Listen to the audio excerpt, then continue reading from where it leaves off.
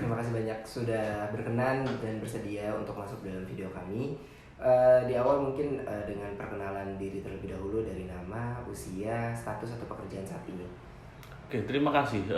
Saya Lutfi Amiruddin, saya 35 tahun. Saya saat ini bekerja menjadi pengajar, menjadi dosen dan peneliti di Prodi Sosiologi Universitas Brawijaya, dan saat ini juga menjadi Ketua Humas di Lembaga Pusat Layanan Disabilitas Universitas Brawijaya. Seperti itu. Perkenalkan, nama saya Ibu Sutiah.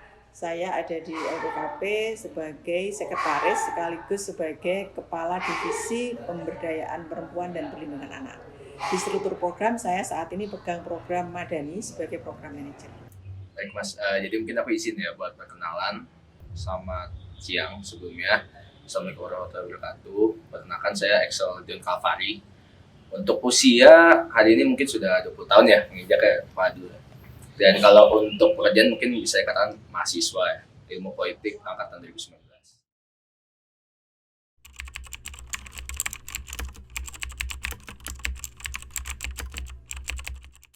Kita tahu sebelum reformasi kita berada di bawah pemerintahan yang otoriter, di bawah rezim Orde Baru. Organisasi masyarakat itu kemudian berkembangnya juga sulit karena kemudian kita serba diawasi waktu itu. Demokrasi memang terjadi, tapi memang demokrasinya hanya formal, hanya pemilu yang kemudian terjadi 5 tahunan, tapi faktanya dalam kehidupan sehari-hari kita masih sangat dibatasi ketika kita ingin mengeluarkan pendapat, berkumpul, membuat organisasi dan lain-lain. Pasca reformasi keran demokrasi sudah mulai dibuka, gitu ya. Kemudian kita lebih bebas lagi untuk misalnya membuat organisasi, berpendapat, berserikat, berkumpul dan lain-lain.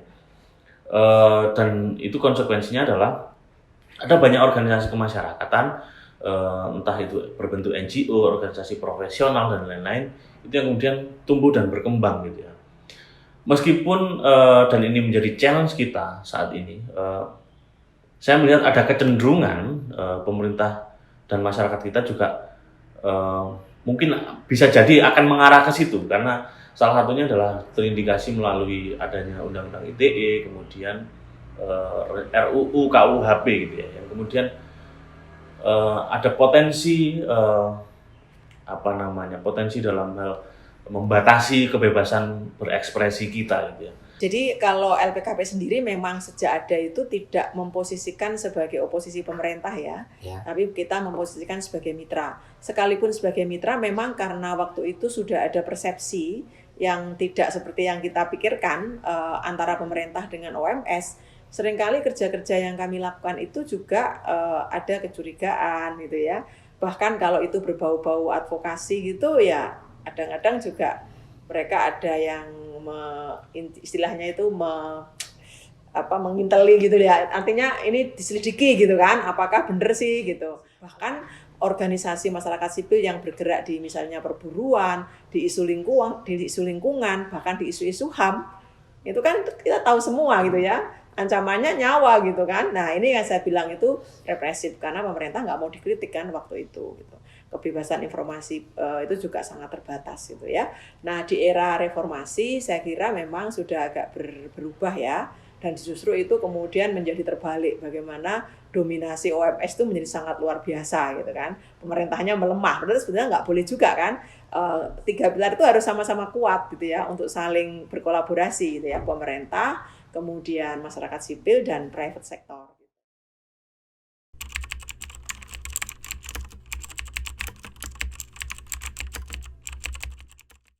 Ya, saya kira sangat jelas ya, karena kita tahu ada banyak sekali OMS, baik itu yang LSM, baik itu yang organisasi kemasyarakatan, baik itu yang organisasi komunitas gitu ya, dan mereka punya concern tematik isu yang beda-beda. Di isu pendidikan misalnya, mereka bekerja luar biasa untuk memastikan bahwa sistem pendidikan kita itu betul-betul adil untuk semua gitu ya. Mereka bekerja di pelosok, di wilayah-wilayah yang jauh dari akses pendidikan. Mereka mengembangkan model, mengembangkan cara-cara, metode yang itu tadi saya sampaikan.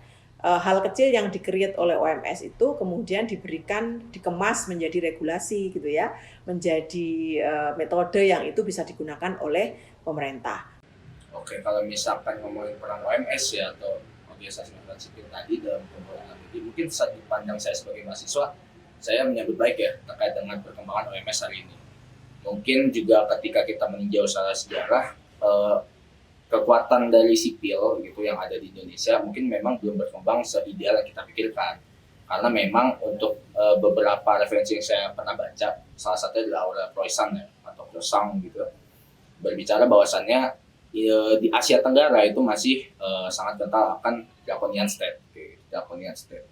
Maksudnya adalah perkembangan kemerdekaan Indonesia itu diawali dengan militer terlebih dahulu dibandingkan kekuatan sipil yang mungkin berbeda di Amerika Serikat, sehingga saya rasa ketika hari ini kita bicara pasca reformasi juga di Indonesia, menurut saya perkembangan dari organisasi masyarakat sipil ini semakin lebih membaik, tapi mungkin perlu banyak tantangan ya, tantangan akan mundurnya demokrasi dan lain hal. Tapi saya melihat bahwasannya hari ini kondisi organisasi masyarakat sipil adalah sebagai bentuk bargain power gitu ya, dari peran sipil di antara pilar antara negara dengan bisnis mungkin dengan seperti itu.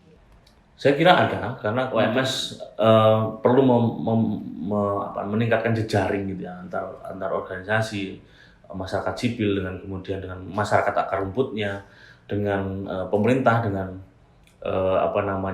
bisnis, karena memang tujuan dari Civil Society Organization atau OMS itu adalah menjembatani antara kepentingan pemerintah dengan kepentingan kapitalisme atau dalam hal ini bisnis. Tapi memang kemudian tujuan utamanya adalah memajukan atau menyejahterakan masyarakat, menyejahterakan rakyat. Gitu ya. Jadi memang perlu kita bergandengan tangan untuk memperkuat diri, tapi memang tujuannya adalah untuk menyejahterakan rakyat. Gitu.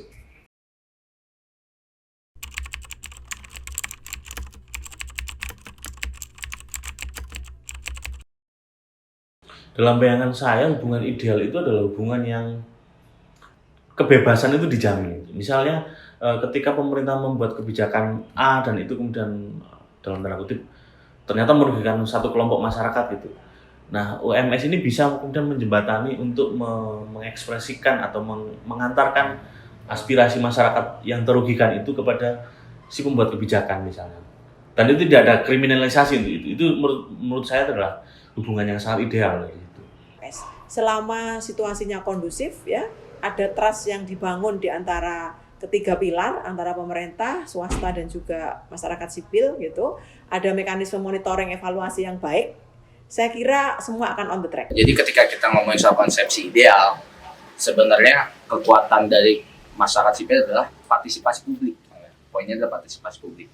Kalau mungkin aku sedikit merujuk dari Einstein gitu kan, tingkatan tertinggi partisipasi publik adalah ketika publik itu punya keputusan yang mayoritas gitu. Mayoritas publik memiliki keputusan untuk mengambil suatu kebijakan. Tapi ketika itu adalah yang tahap paling rendah adalah ketika mungkin pemangku kebijakan itu melakukan edukasi ke masyarakat, yang dimana in the end masyarakat itu sebenarnya nggak terlalu dilibatkan dalam keputusan tersebut.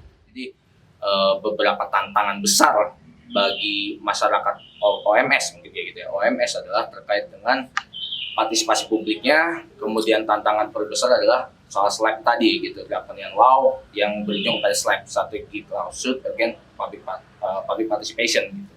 Yang dimana mungkin in the end jeratan-jeratan hukum yang di luar mungkin katakan tadi masih ada beberapa pasal karet itu sangat menjerat, kemudian itu juga menjadi bermasalah dan polemik.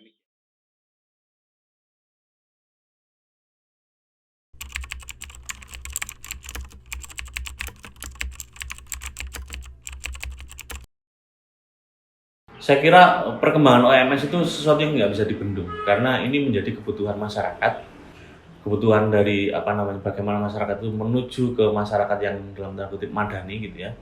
Kalau konsep zaman dulu madani, kemudian kesejahteraan itu jalannya tidak hanya diwujudkan oleh penyelenggara negara atau pemerintah, tapi juga bisa dibantu atau dijembatani oleh OMS ini.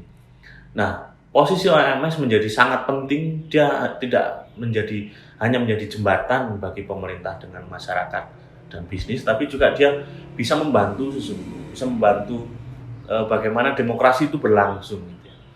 Demokrasi jangan dimaknai hanya sebagai pemilihan formal 5 tahunan, tapi juga bagaimana kita berinteraksi sehari-hari, kemudian bagaimana kita relasi kita antara masyarakat dengan pemerintah, penyelenggara negara, dengan bisnis dan lain-lain. Pesannya justru adalah bahwa kehadiran OMS adalah sesuatu yang tidak bisa kita hindarkan. Itu niscaya, itu pasti akan ada. Karena ini menjadi kebutuhan masyarakat. Kebutuhan masyarakat akan menjadi semakin kompleks, tidak sederhana. Artinya kehadiran OMS itu menjadi jawaban dari kebutuhan masyarakat yang semakin beragam, yang semakin kompleks. Oke, pesan ya, mungkin melihat beberapa poin ya yang aku dapat dari teman-teman OMS. Pertama, pastikan untuk mengkonsolidasikan sipil terlebih dahulu. Itu sebenarnya aku juga menyampaikan ke beberapa teman-teman mahasiswa, juga ke teman-teman juga ya ketika sesi diskusi. Hari ini kita sektarianisme banget, gitu. Sektarianisme dalam artian ketika kita ngomongin soal isu lingkungan hidup, maka sudah ada OMS yang ke sana. Tapi tidak melibatkan OMS yang benar-benar fokus dalam isu katakan pembangunan, atau katakan dalam isu hukum dan HAM, atau mungkin beberapa advokat kayak gitu. Sehingga ketika ngomongin soal organisasi masyarakat sipil sendiri pun yang diakomodir itu masih sektarianisme gitu, belum terkonsolidasi secara menyatu dalam sipil pusat.